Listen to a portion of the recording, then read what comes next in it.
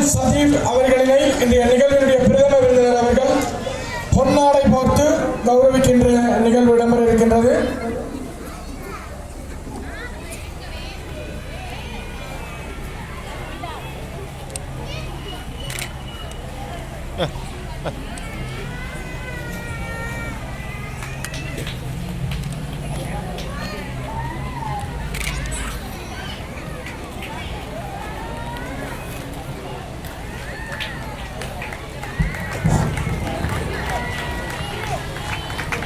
இவருடைய யூடியூப் தளமூடாக இன்றைய தினம் இரவு எங்களுடைய நிகழ்வுகளை பார்வையிடலாம் என்று தெரிவித்துக் கொள்கின்றோம்.